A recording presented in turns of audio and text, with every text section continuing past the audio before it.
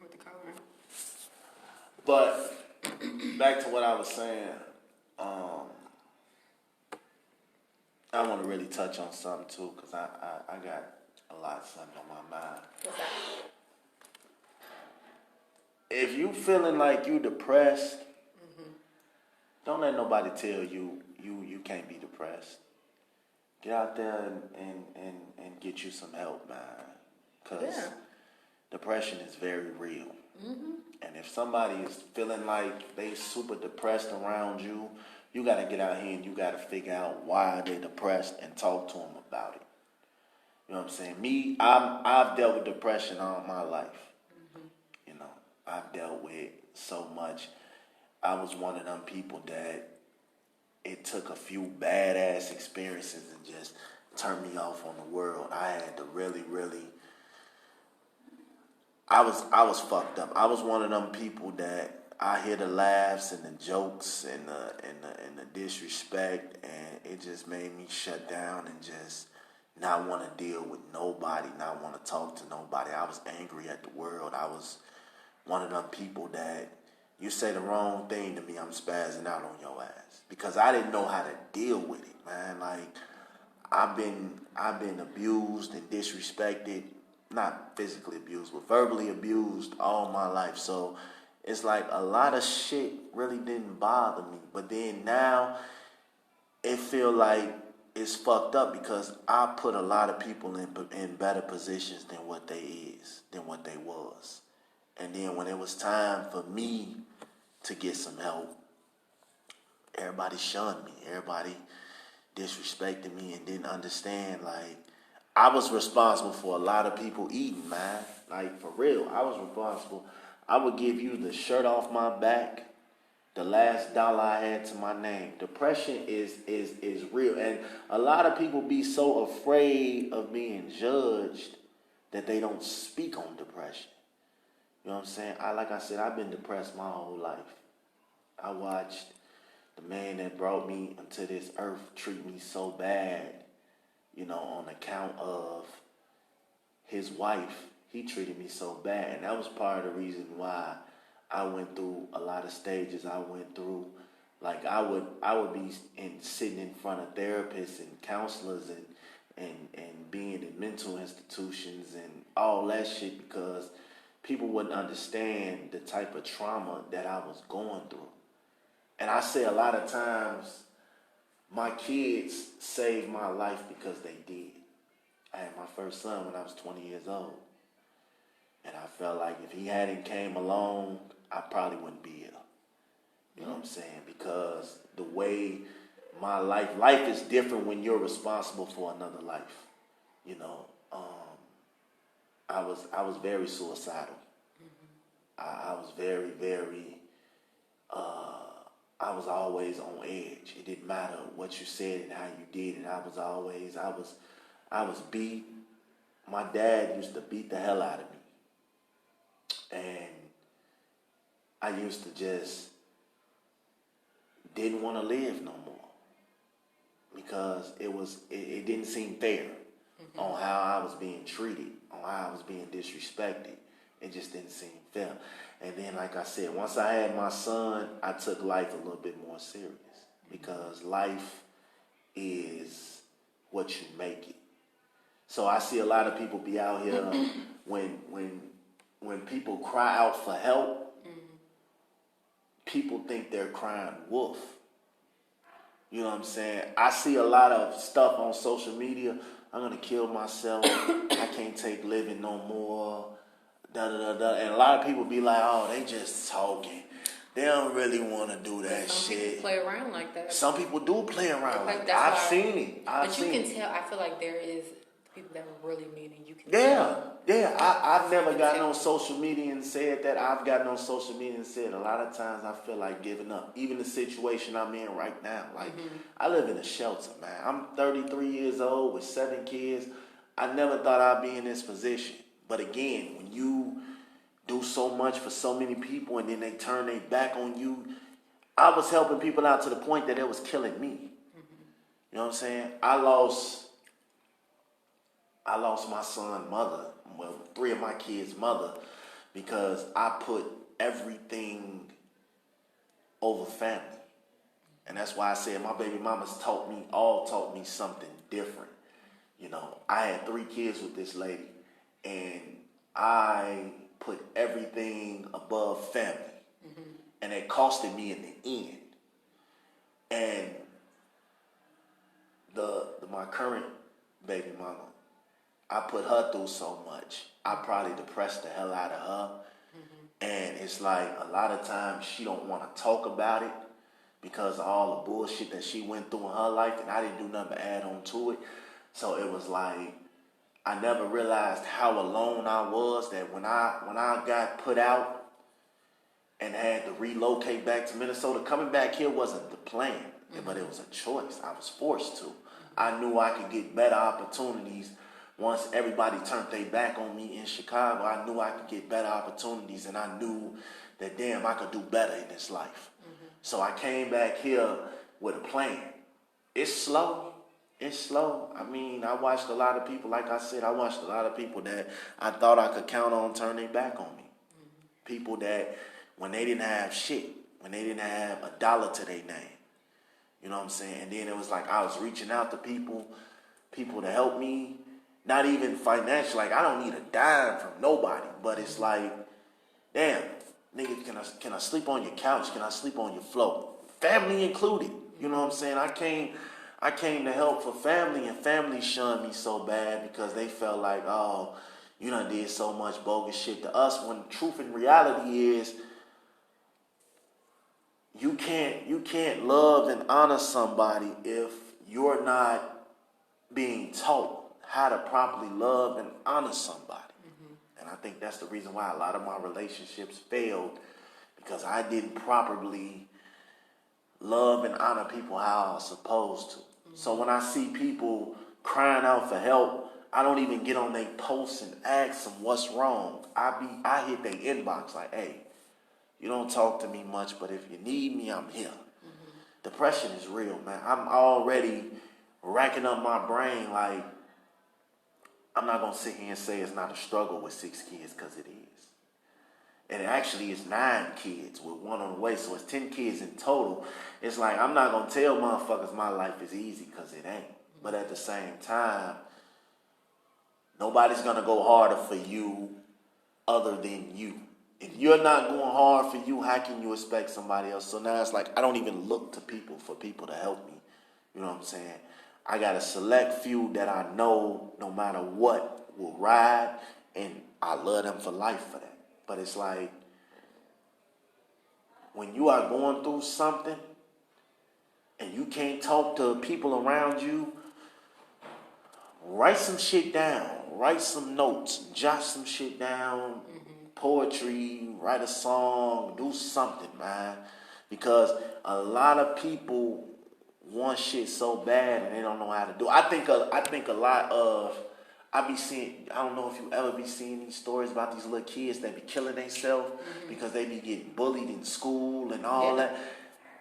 I was one that got bullied in school when I was young. And then I learned how to fight. So it was like I used to get bullied. I got bullied by a lot of people, boys, girls, etc. Man, I got bullied, and the reason why was because I considered myself a lover. So it was like when you see all these sad ass stories about these kids killing themselves, and I'm sitting there like, how the fuck do y'all know what killing y'allself is? It's something internet and technology has taken over, man. Back when I was a kid, I didn't know shit about suicide and all that shit. But now, these motherfuckers can Google and YouTube their way into every type of tech they can get their hands on. And that's why I was saying, talk to your kids. Talk to them. If you feel the schools need to do better.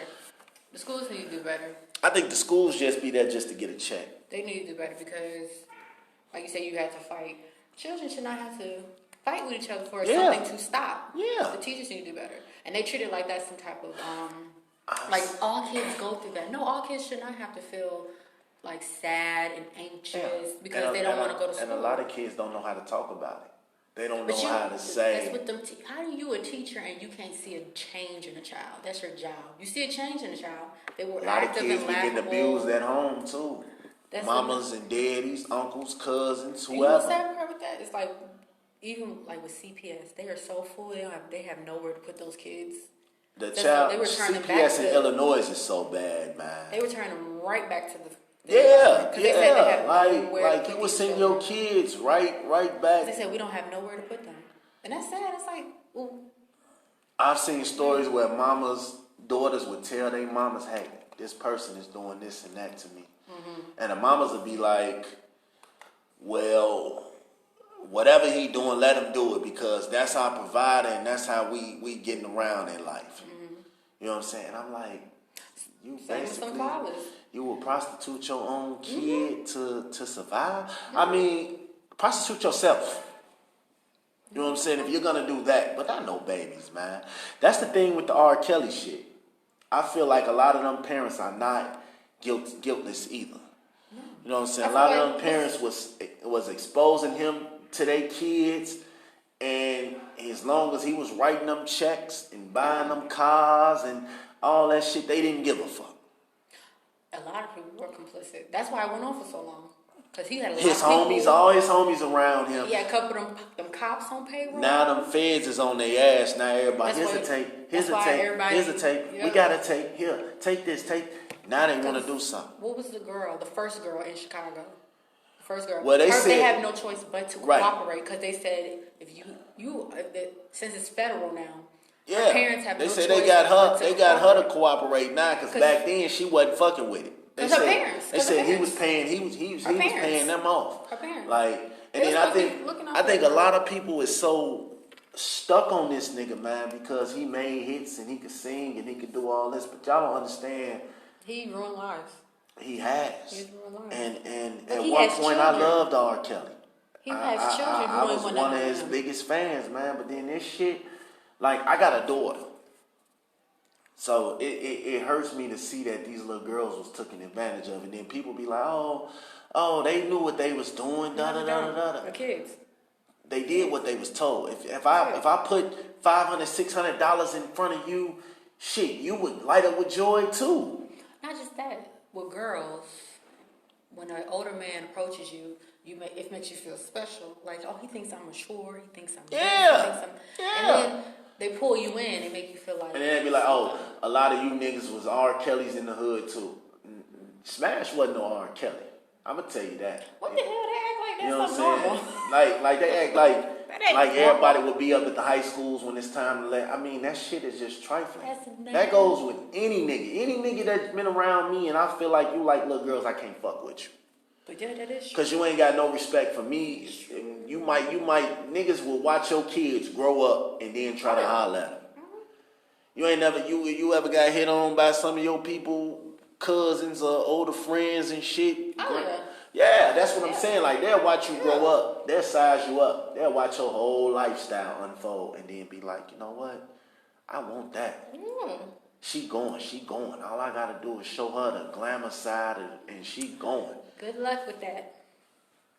I mean, not you, but I'm saying. I know. It was like they think that a lot of females that's they play going. on you because especially if you're young, they play on you like you stupid. I used to get them with the little piece of puff special back in the day. My chicks, my of age chicks. Yeah, they were but on your now, age. Now, motherfuckers want weed. They want their hair done. They want their nails done. VIP at the club. They want VIP at the club. They need a Birkin bag. They need all type of shit now. And I be sitting here like, shorty, it's not worth it. It's crazy though.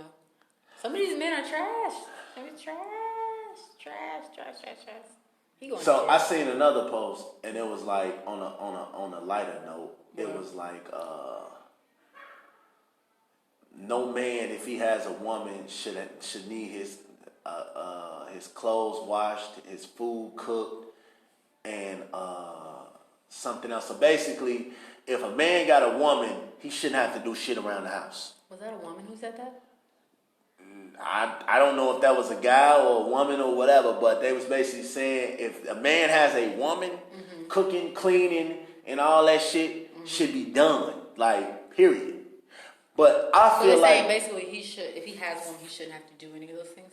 I Is feel, that what they said? yeah. And then the women was commenting like, if he ain't paying all the bills, then I ain't doing none of that shit. And I'm just sitting there I like, understand. Because here's the thing: if two people are in a relationship, I feel like you need to do. We are equal. I'm gonna do something. You do something. right now. See, the kids can pick up after themselves. You mean to tell me I have to pick up after you? absolutely. I think now I'm a fair person. I give you 2 days out the week, you know what I'm saying, when you can rest and relax. You know, you ain't gotta do everything 7 days a week. I'm gonna be nice and give you a day or two to relax. You know what I'm saying? But for the most part, if I'm out here working my ass off, and this is for the niggas that's working. This ain't for the niggas What are the women that's doing? just running the block. I mean, if they working too, that's cool. The thing is, it's equal. Shit. But this for the niggas that's working. Oh, we ain't talking about the niggas that's getting up, sitting in the house, snoring all day like they working a full-time job. You know what I'm saying? For the niggas that work, yes, come home. I want some food. I want laundry done. I want the shit clean. You know what I'm saying? Man, get out of here. Leave it. I don't hear that shit. You been telling me you get home before me, you see all the fucking dishes in the sink. You said, well, shit, she gonna have to clean this up. I'm waiting on you to get home.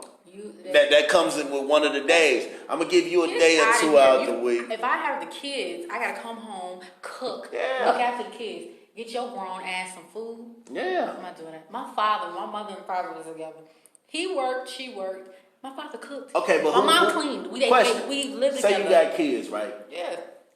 Who getting a plate first? Your guy or your kids? This is so archaic. My kids. They're Why? kids. This ain't good times. Get the fuck out of here. Go make your own plate. The kids gonna eat their babies. They're babies. Why the fuck? You make your own plate first of all. This is not the 60s. Oh, honey, here you go. Make your own damn plate. I'm gonna make the kids a plate. That's stupid. My mom always fed us. Y'all niggas so sad. So my mother always, I know it's a couple bitches out there that's talking about, I'm gonna make sure he eat first. Well, bitch, you trifling. I don't want to hear it. Me personally, I'm gonna tell you, and I'm gonna be 100. I'm gonna be 100. It depends I don't want to hear that. on how hungry I am. Go make your own damn plate. The hell? If I'm hungry as hell, you mean something? You just gonna sit there? You gonna sit there and wait for me to get the plate? Yeah. Oh, you child. You gonna be waiting forever. I mean, you gotta bow down while I'm eating. Oh. No, I'm just playing. Let me stop. I'll put my foot on your neck. Let me stop. Now, my kids. Come on. I want my kids to eat first. Listen, but then when you sit down with your babies, you start eating. No, I ain't sitting down with their ass. You don't? Well, you go in the room. Cause they ass, my plate's always gonna look different than theirs. Oh yeah, cause they pick at it. So they gonna be sitting there looking at my shit. Some? Yeah, I hate y'all when y'all do that shit too. We'll ask y'all, hey, I'm going to the store. No, you don't. Y'all want something? You want something? No, I don't want nothing. I didn't want nothing then. And then I come back with my shit, and now all of a sudden you want the shit. Cause I see it. I'm a visual person. No. I would tell a motherfucker quick, no. I asked you when I went to the store, you said no. That's fine. You can say no, but I can change my mind too. No, you can't change your mind. Let me tell you something. Okay, I got a question. Since you don't like eating off the plate, you don't like when we steal y'all hoodies and stuff? You know, we wear y'all clothes and then y'all hoodies and sweaters come up missing. I think that works both ways because if a chick come to my house with some fly ass lingerie and shit, you're not taking that back with you. You're not gonna be modeling and posing in that for the next nigga. Hell no. I don't want to wear it. No, I'm saying you gonna give it to another bitch? No. You gonna sniff? I'm gonna keep that shit for when you come over to my house. That's cool. You know what I'm saying? Wait, not the good shit. I don't need you trying to model it for no other nigga trying to come up on $40. Nigga, you think somebody only one pair of lingerie? I'm gonna get them all. No, I'm like Pokemon. Gotta catch them all. You can keep my scarves over there too. Nah, man. No. My scarves, a couple of my work clothes. But no, you ever had? Okay. Before we wrap this up, because I want to know. If you getting it in, and somebody walk in the room, do you stop? Is you stopping? I'm going to look over. I'm not stopping, bro. It depends who it is. I don't care if you on the phone with somebody. I don't care if you got a house full of people. We at the barbecue. I don't care if we getting it in. I'm not stopping. Fuck that. Well, usually I'm getting mines. I seen a video of a guy and a girl. And the mama walked in. And she said, ooh. And she said, I told you to knock. Nah, fuck that. She told her mom, she said, I told you to knock. I done had chicks that been on the phone with their mama getting their back broke. I wouldn't do that. I don't get no fuck. I'm not doing that. I don't get no fuck. Hey, look, tell mama to call you back. My mama finna hear all these blessings. Stop? No, you don't stop. You just say, I told you to knock. That's why I don't have unlocked doors. Well, usually if the door is closed, that usually means knock first. I hate unwanted guests. Don't show up at my crib and don't call first.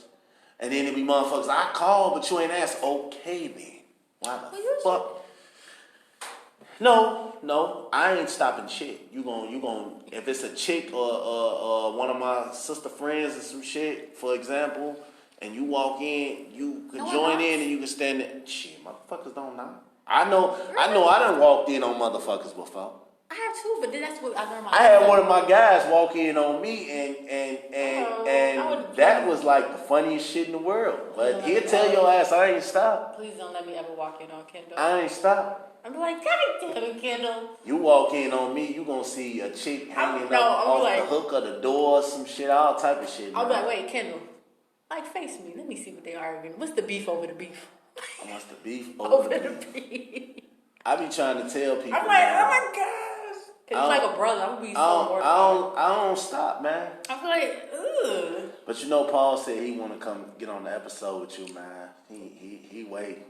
He got some shit to say. Okay, this is your show. I'm a guest. He got some shit to say. No, not happening. me and Paul have never been in a relationship. We cool. We've always been You cool. are not a guest. You are a co-host. No, because he's gonna try to be funny. I know he is. He gonna make us some shit that never happened or something like that. You know how you niggas do. Remember what I told you? Nigga, we went out. What he got to say? He still got my number. The number's still the same. Paul, the number's still the same. He said you gave him a hard time, and when I was in a relationship, with the dude no more. He said, why you like hurting people's feelings, man? We could I was in a relationship. Give my man a chance, man. Paul's I'm cool. tell you right now. Paul want whoever available. Paul was talking to all them people, them girls up in that. You know you was Paul. It's all love. It's all love. Fuck that. Ain't no love, love shit. It ain't all love with me. Let him hear that. It's all love. Okay, I don't get no fuck. These chicks, they don't want you. They don't want you unless you got somebody. Stop acting on. They don't want you unless you got somebody. Was that the case for Paul then? Because I was with someone. Exactly. So you're saying you didn't want to get with him until because you had somebody. Now that you don't got somebody, you need to go ahead and spread the love. I'm quite sure he has someone. But look, we got to go ahead and wrap this up because she got other engagements. He got someone. You trying to? I don't know nothing. I don't snitch on my homies. Okay. I'm your friend though. I don't snitch on my homies. I'm your sister. That's like so you want if your it was sister you. to get played? See, you would never get played. You too smart for that. But you supposed to help me out. Bree, you too smart for that. We're gonna wrap it up. We're gonna finish this shit. We're gonna talk about this next week, man. Alright, we out. Y'all already know. Bet it all in the house. I'm out. Bree out. We out.